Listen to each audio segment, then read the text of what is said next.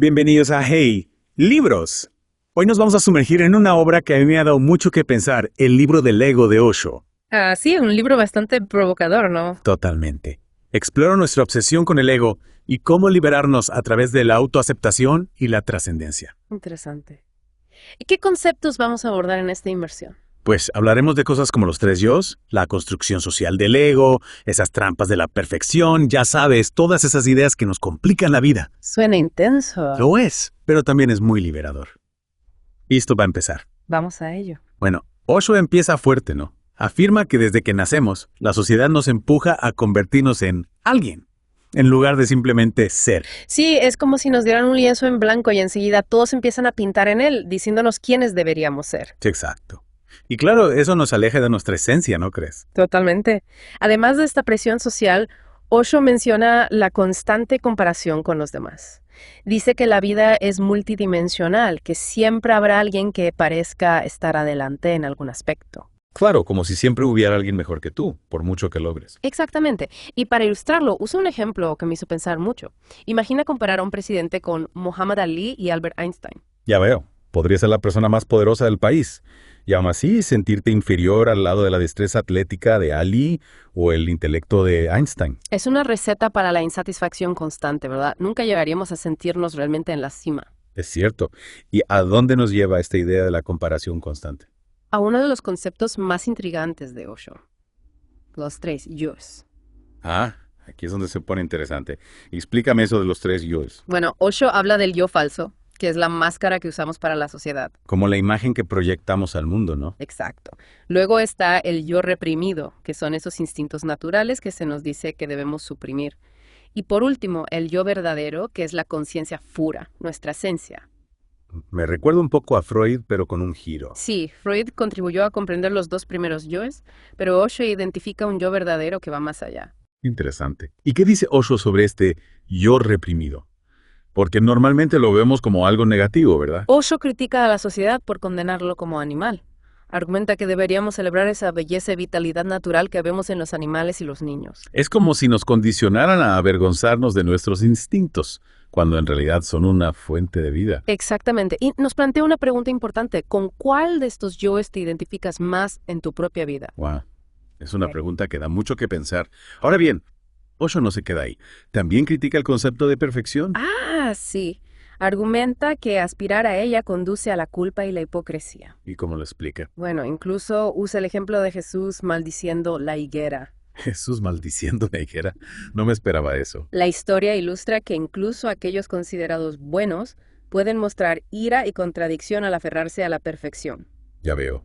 Es como si la búsqueda de la perfección nos llevara a negar nuestra propia humanidad. Exactamente. Osho sostiene que Dios ama lo original, animándonos a abrazar nuestra individualidad en lugar de perseguir un ideal inalcanzable. Un mensaje muy poderoso. Dedicamos tanto tiempo a intentar encajar en un molde que perdemos de vista la belleza de nuestra singularidad.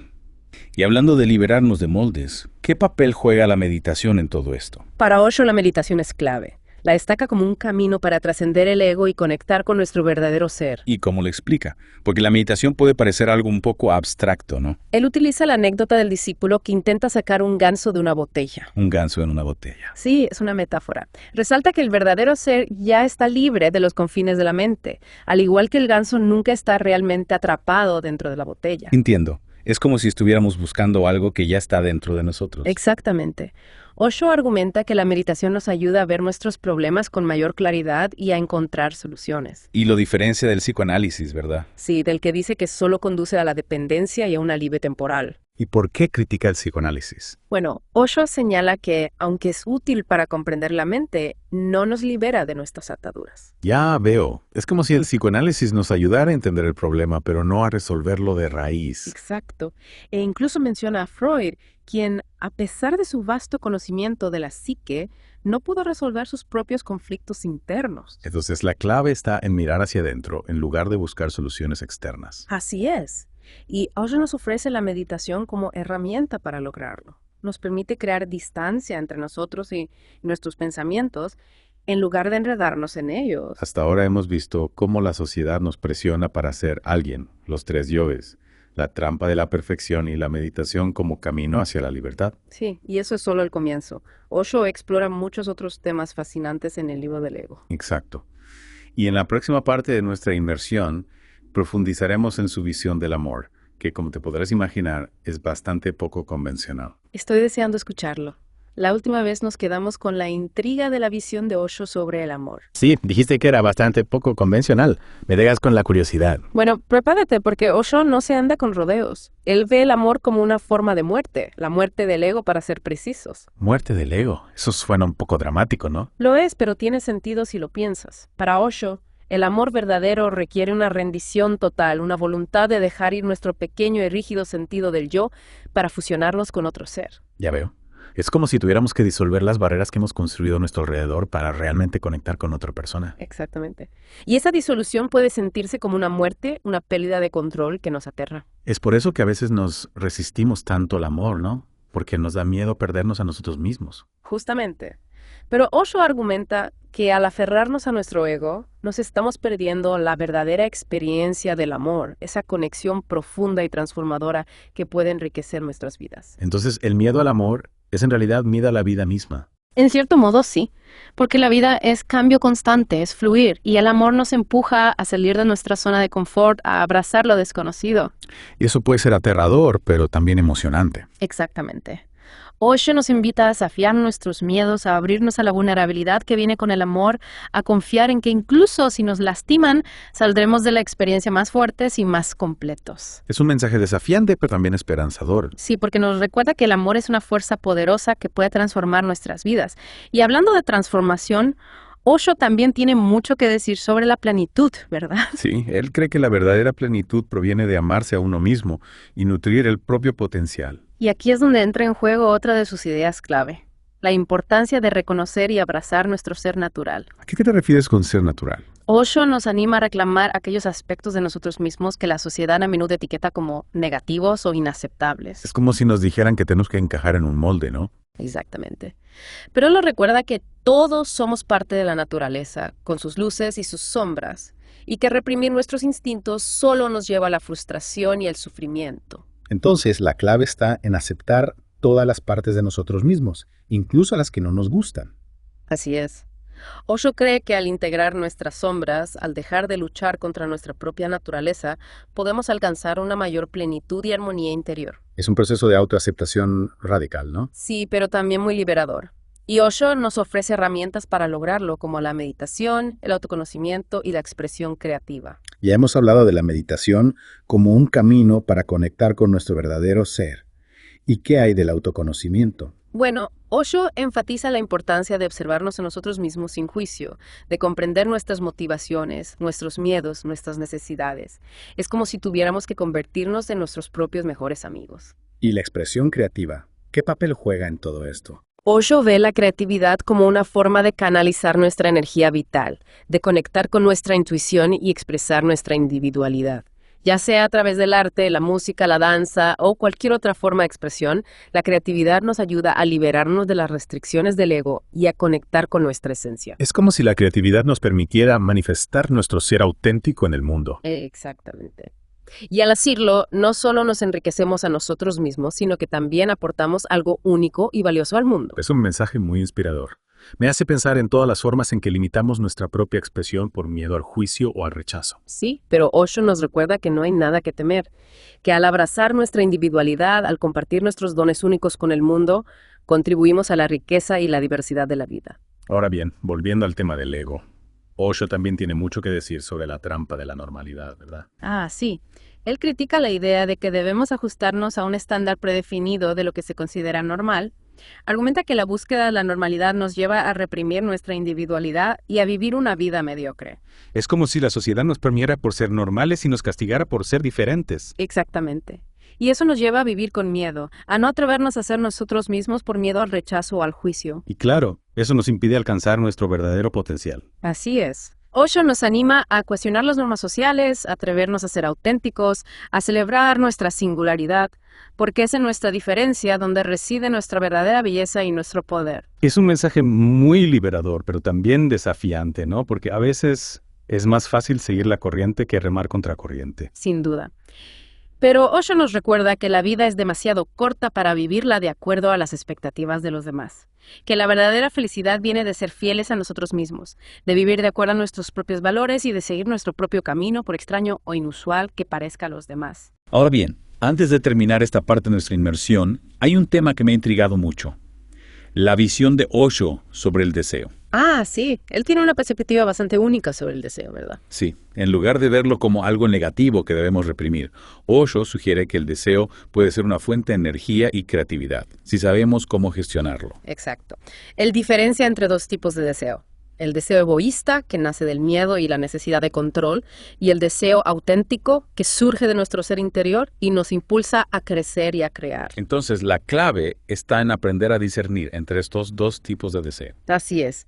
Osho nos invita a observar nuestros deseos con atención, a comprender sus raíces y a elegir aquellos que nos conduzcan hacia la plenitud y la felicidad genuinas. Es como si tuviéramos que convertirnos en maestros de nuestros deseos en lugar de ser sus esclavos. Justamente. Y esa maestría nos permite vivir una vida más consciente, más plena y más alineada con nuestro propósito. Es una idea muy poderosa.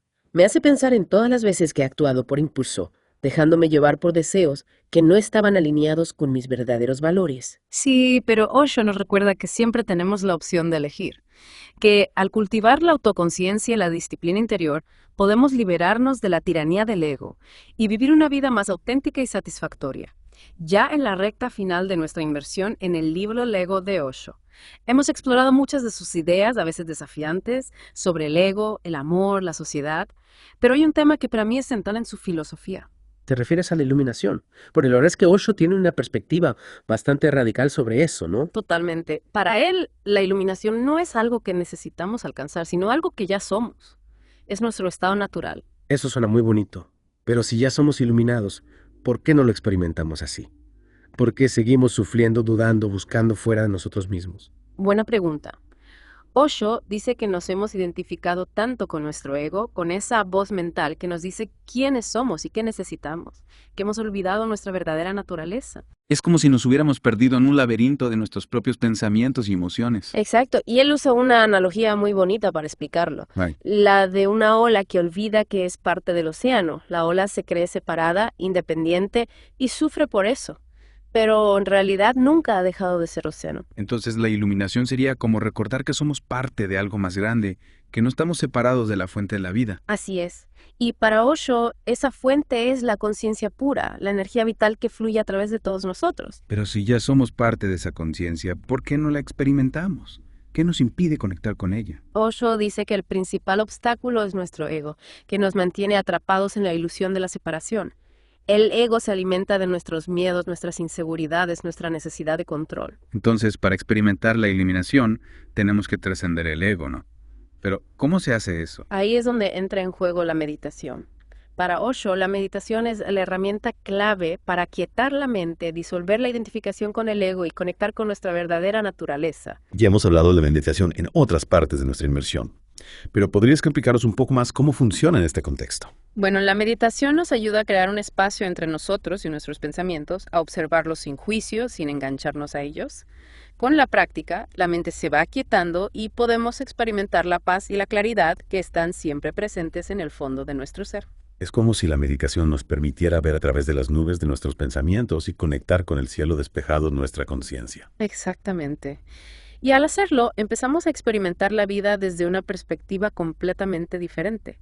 Las cosas que antes nos preocupaban pierden importancia y descubrimos una alegría y una libertad que no dependen de las circunstancias externas. Es un camino de liberación interior, ¿no? Sí, y Osho nos recuerda que no es un camino fácil.